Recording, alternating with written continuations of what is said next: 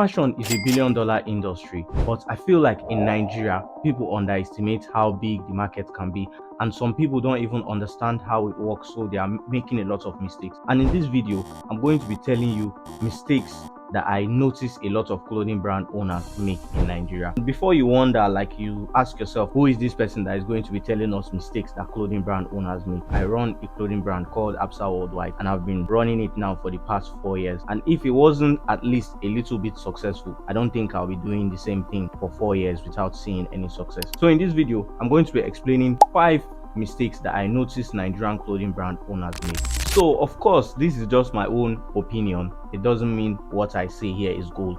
But if you agree with me, let me know in the comment section, because I really believe these mistakes are valid. If you avoid these mistakes, I believe we'll be able to grow and reach that potential of being the $1 billion industry that it is. Because the richest man in the world right now, a lot of people won't know, that is Bernard Arnold, and he is the CEO of LVMH. So he's the one running LVMH. It's a very big global fashion house. That just shows you how big the market can be. Now, let me jump right into it. Mistake number 1. Everybody in the fashion industry in Nigeria see everyone as competition. So in Nigeria, if you own a clothing brand and I also own a clothing brand, I don't know why, for some reason, everyone always looks at the other one like competition. There is no real support and there is no real collaboration, which there is this saying that I believe in. If you want to go fast, go alone. But if you want to go far, go with people. That is why I'm even doing what I'm doing right now, trying to build the most impactful brand in Nigeria. It's because I don't want to do this alone. I want to go with people, and I believe that's the way that I'll be able to go far. We have an untapped potential. In America, they do all this complex con, they do fashion week, all these things are brands coming together to showcase what they have. But the reason why something like that is hard to pull off in Nigeria is because everyone looks at the other brand like competition. And you always forget this thing: nobody in this world wears just one brand. Because the person wears your brand, it doesn't mean the person will wear my brand. And some people also tell me this thing of, oh, if truly this thing is going to work, why will I be teaching people? Is because, just as I said, I want us to be able to do something like fashion week in Nigeria. Let's say Abuja fashion week, but I cannot do fashion week and be the only brand presenting. Will I present Monday, Tuesday, Wednesday, Thursday? Why is it now called fashion week if it's going to be me? Complex con too, same thing. All this sneaker convention, all these things, it's hard for one person to pull it off because it's just going to be too much work, while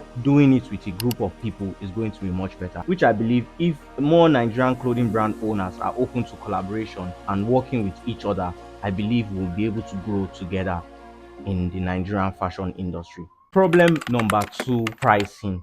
In Nigeria, we have a very big pricing problem when it comes to clothing brands, streetwear brand, luxury brands, or whatever you want to call them in the whole fashion industry in Nigeria. But one thing that people should understand is it's not only in fashion industry that there is a pricing problem. Overall in Nigeria, we don't just have regulations or regulatory bodies that hold all these companies accountable. But that's something for another side. We are just talking about fashion. Everybody wants to build a luxury brand, but they've not put in the work to call their brand luxury, and they end up putting the same price that they see other luxury brands putting in. And in Nigeria, there is only one brand that I would consider as a luxury brand, and that is Ashlux. Majority of other brands, even if they have the same luxury price points, it doesn't automatically make them a luxury brand. They just have the price of a luxury brand. For you to be a luxury brand, you need to put in work, you need to do fashion shows, you need to work with celebrities. There are lots of things that you need to do in order to call yourself a fashion brand. The level that I am going for, my price point, I consider it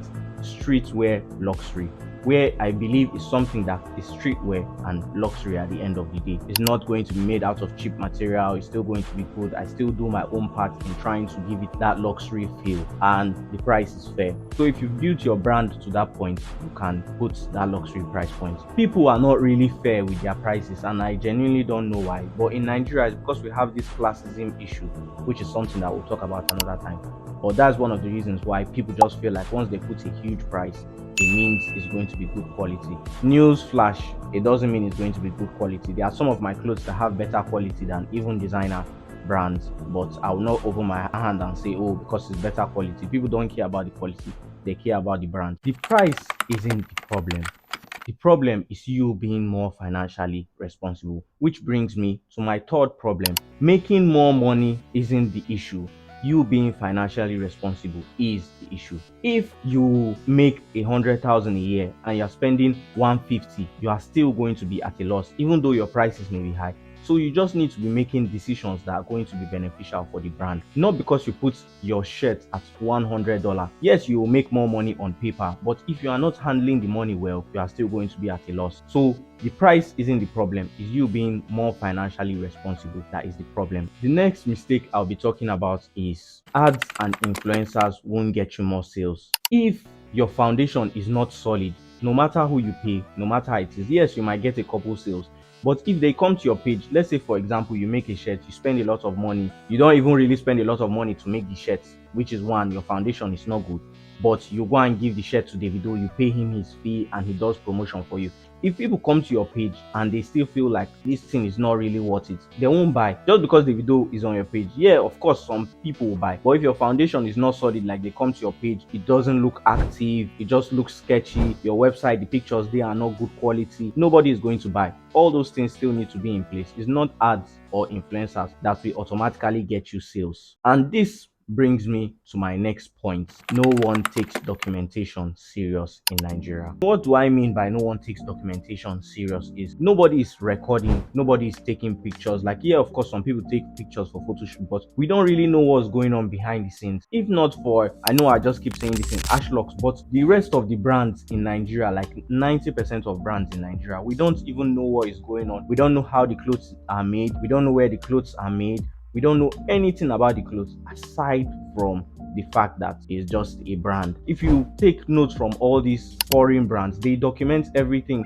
They show you the process, they show you where it's made, they show you literally everything. And when I was doing the research for my last video, I found it difficult to get footages from the Nigerian brand. But for Off-White, there were millions of videos. But for the Nigerian brands, just a couple. Some I even had to get it from their Instagram page, not even YouTube. So I feel like even if you're an upcoming brand, document the process. Be on YouTube, be on TikTok. Make sure you have enough videos and pictures showing what your brand is about. So that way, people that are involved in the brand would have a lot of content to watch and see. And it's just going to push your brand out there. Like this, for an example, this is also brand awareness for me at the end of the day, because people that watch this video, they come to my Instagram, they message me and they follow me. So it's part of awareness. You just need to document the process as much as you can. There is no such thing as having too much content. That doesn't exist. So in conclusion, there are other mistakes, but I don't want this video to be too long. There are other mistakes, and let me know if you want me to make another video like this, like a part 2,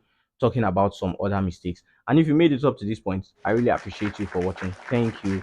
It means a lot to me. Please don't forget to like, subscribe, and share to a clothing brand owner that you know is making one of these mistakes. You might help him out.